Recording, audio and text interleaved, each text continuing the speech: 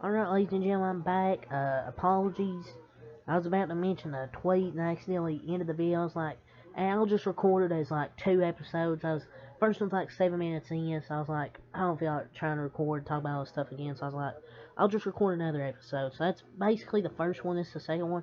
I was about to mention a tweet from CJ Gardner Johnson that Ian Rappaport put a emoji to before the tweet was ultimately deleted by Mr. C.J. Gardner Johnson. But this is what he said. Let's see it. He said the disrespect real before he deleted the tweet. So I was kind of lost. I was like, what did Ian Rappaport quote tweet this for? But I was lost as fuck. But this is crazy. C.J. Gardner Johnson tweeting this out today. Um, But this sounds like he's looking for the money, outrageous money, and no one wants to give him that money. I don't know why nobody would want to give C.J. Gardner Johnson a really good contract, because he was fantastic last year, one of the best Eagles players in that secondary before he went down with injury, and still had a pretty good playoffs. But I feel like he wants to get paid as a top safety, but the GM want to pay him high-end slot money instead. It's what it sounds like. Maybe I'm wrong, but it's what it sounds like. He might not stay a Philadelphia Eagle. He might have been lowballed by the Philadelphia Eagles. So, former Chargers safety Nazir Adderley, he announced his retirement on Instagram. He said, after a period of self-reflection, I have decided it's time for me to walk away from the game of football. Over the past couple of years, I have denied this realization, but I'm finally going to put myself first for once. My health is above everything and anything and everyone that knows me. You can read the rest on his Instagram. That's basically why he retired. He realized his health is above everything and people around him, but just so unexpected. Um, he's only 25 years old and retired, and that's not what I expected. Can't believe he retired this early at age 25. But good for him. He gets to walk away with more of himself than many others. Wish nothing but the best for him. I mean, he knew it was time. Health over money. I don't even think he quit for him to say, "Oh, he quit." But enjoy retirement and invest wisely. But best of luck to him and his family. Best of luck. I guess before people criticize players for missing time for injuries and wanting to get paid, remember these dudes are still people, and a lot of these injuries wear down on their bodies. Like people don't just realize that because these injuries wear down on people's bodies. Um,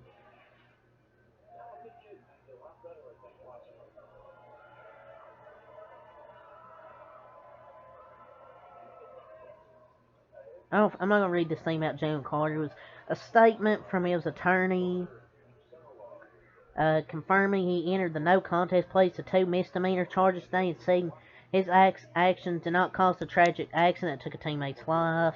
You can go read that on Tom Pelissero, his Twitter if you want to. Former Vikings wide receiver Bisi Johnson is flying in to visit the Patriots today, source said. A young wide receiver with upside, he missed off last season with an injury.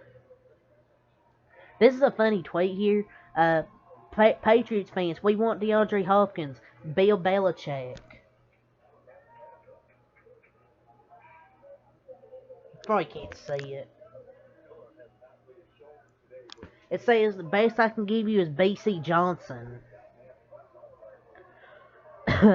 he was picked 247 in 2019.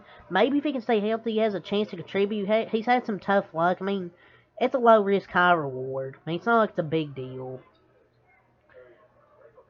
But it just seems like the Patriots are not trying to get a top receiver.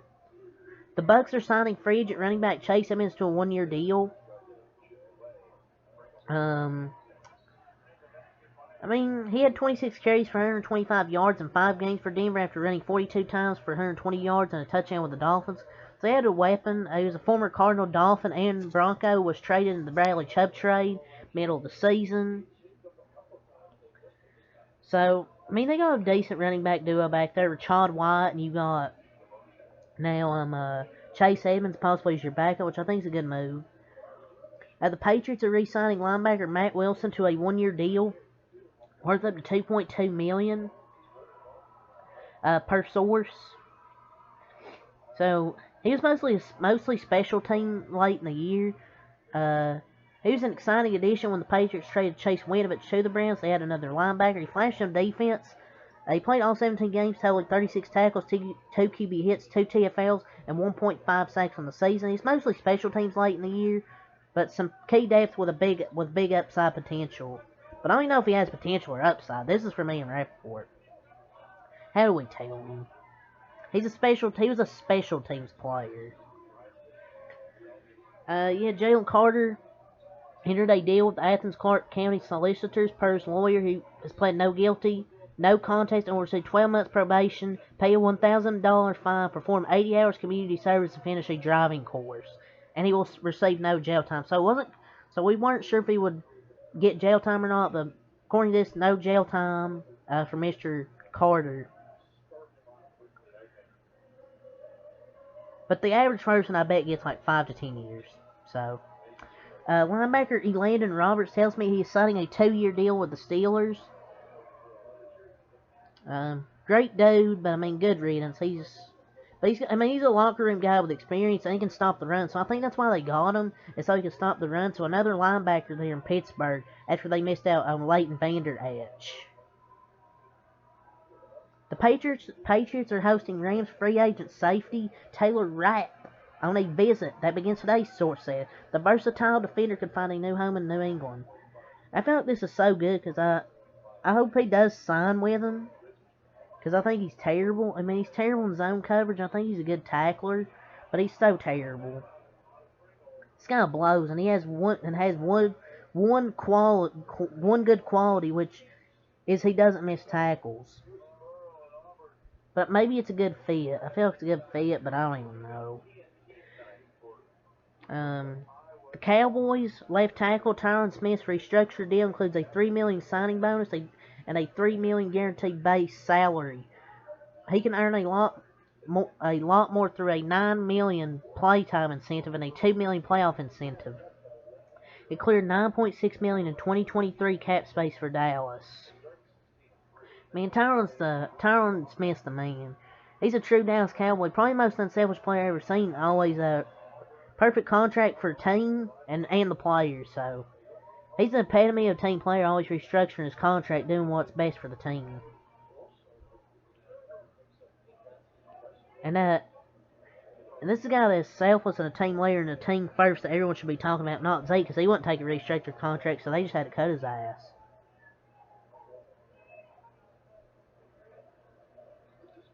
And Orlando Brown's new 4-year deal with the Bengals, he gets 67.87% of the $64.092 million fully guaranteed, with $42.3 million through year 2 and $49.9 million through 3. By that point, he'll be ready for the next deal. Yeah, the Chiefs fans are super bummed. They lost the guy who gave the most pressures in the league last season. And it's a huge overpay. He was terrible last season. Maybe I'm wrong. Maybe it's still proved to be a good move. Maybe Orlando Brown will have a bounce back season. But Bengals watched this man get wrecked by Trey Hendrickson and Joseph Asai for 2 years and thought they had to give him all this money. And they'll get a great. He's now the 17th highest paid tackle in the NFL. This is a huge overpay, at least to me. But he gets a $31 million signing bonus as well. So they landed a top tackle. Another top running back, domino to fall. Alex Madison agreed to a 2-year contract to remain with the Vikings per source. The deal is worth $7 million. That can get to $8 million with $6.35 million in guarantees. That's Dalvin Cook chuckling in danger, seeing Madison re-sign with the Vikings. But he's a really good running back. I mean, he's pretty underrated. That's pretty cheap. He was pretty decent last year in the opportunities he got. Raiders standout linebacker Denzel Perryman is visiting the Texans tomorrow. Source said a potential addition. So they probably met with him today. I don't know what the Raiders are doing.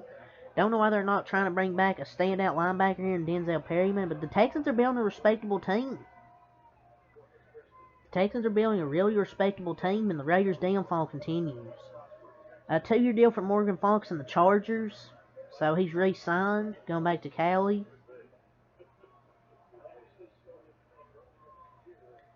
The Panthers have agreed to terms with running back Miles Sanders. Yeah, he's going to get used like 10 times a game, but they're looking pretty damn good for the future. But the Eagles are just losing everybody. But Deuce Staley was in Philly when Miles Sanders was drafted, and he played a huge part in him landing in with the Panthers, which is a really good move. The Saints and former Lions running back Jamal Williams have agreed to terms on a 3-year deal. Source said it's a 3-year deal for $12 million with $8 million guaranteed fully. Source said running backs are not cashing in like I thought they would, but $4 million is great for Williams. I'm not gonna lie. Seems like a fair market value though. Seems like a fair market value. The Bills are signing former Texans QB Kyle Allen. Source said he has 19 career starts and will compete to back up Josh Allen. So he's going to be the backup. Sorry, ladies and gentlemen. Two-time Super Bowl winner Juan Thornhill agreed to terms with the Browns on a 3-year, $21 million contract with $14 million fully guaranteed, and at signing over the first 2 years per sources. He started 52 games for the Chiefs, a big addition for Cleveland.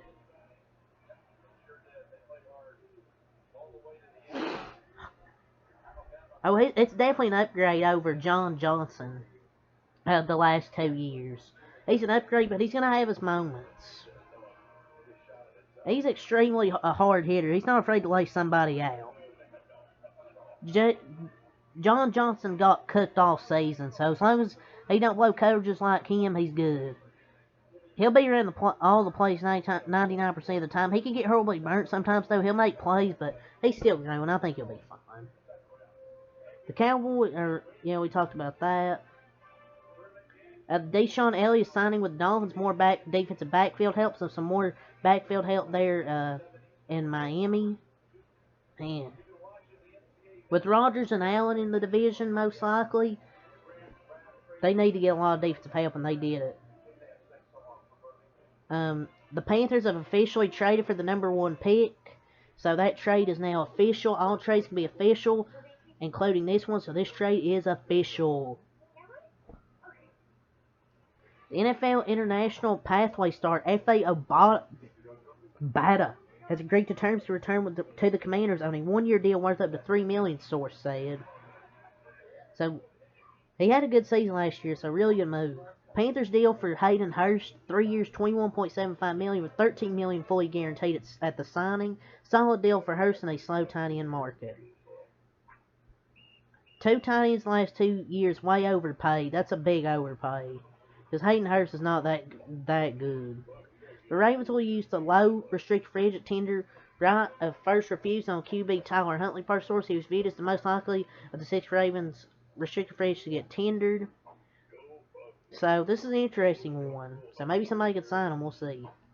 So it's an end of an era. The Cowboys have informed former NFL rushing champ Ezekiel Elliott that they are releasing him per Ian Rapoport and Tom Pelissero. He'll be designated as a post-June 1st release to create cap space. I mean, it's finally time. Zeke's washed. He's not as explosive as he used to be. It was finally time for the Cowboys to do it.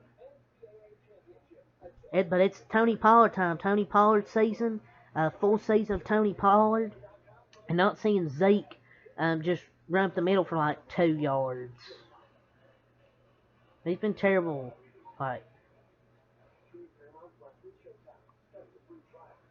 Just two last 3 years, he's failed to get to 1,000 yards. He's only got like 3.8 per carry at most. So, but yeah, that's all I'll say for this video. I'll do another NFL video because I haven't got over all the news yet. So until next time, I Peace.